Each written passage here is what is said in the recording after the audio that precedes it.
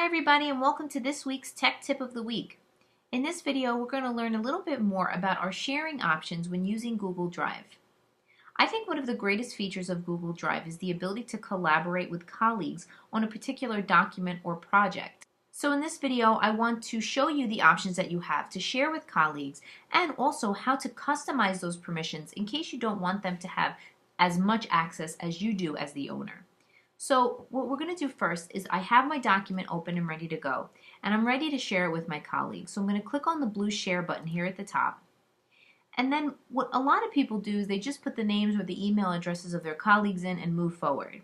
But I want to take it a step further and click on advanced just to give you a few more options. So we would put the names of the people or the email addresses of the people we want in this box here. So I'm going to put two of my colleagues here. And if I were to just press send here, both of these colleagues would have the ability to edit my file that I'm sharing with them. Now that means that they can make changes to the main document themselves. By default, this is what anyone that you put in this box is going to have unless you change it. Now you have two other options here that you can choose from in case you don't want to give people the ability to edit your document. So the first option here is you can click Can View. And what that means is that the collaborator can see the document, but they can't make any changes to it. You could take this a step further by clicking on Can Comment, which means that the person can still view the document, but they also have the ability to make comments. But what they comment on your document will not make permanent changes to that document. So let's say that I really don't want to give them that much freedom for this document, and I sort of want to control what gets edited or what gets changed. So I'm just going to give them the option to comment. And now that's changed for each of these participants. Before I take it to the next step, I just want to show you these two options here under Owner Settings. You have two boxes here. One of them is to prevent editors from changing access and adding new people. That means if I gave my colleagues editing privileges, they would have the ability to normally change any access or add any new people.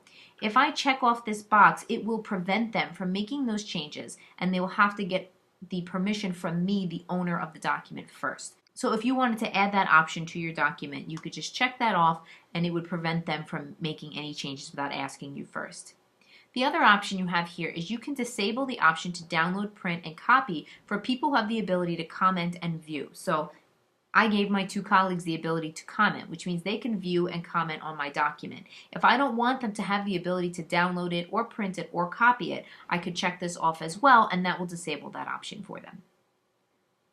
Okay, so the last step to this would be to actually send them this document, and it would share with them and send them a notification.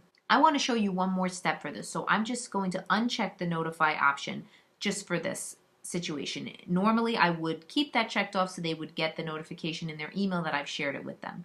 So I press OK, press OK.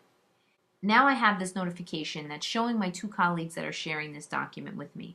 Now let's say I want to give IT training the ability to edit, but I don't want to give Frank the ability to edit. I can make those changes here to the right. So you'll see that if I click on Frank, he has the ability to comment and view.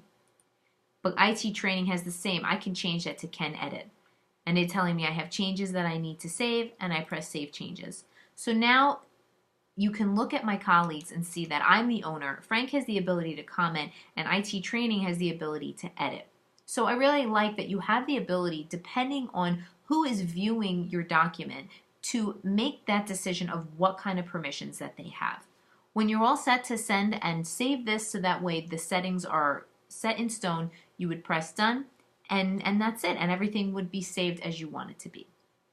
So I hope you liked this tip and you found it useful. Please tune in next week for our next tech tip of the week. Have a great weekend.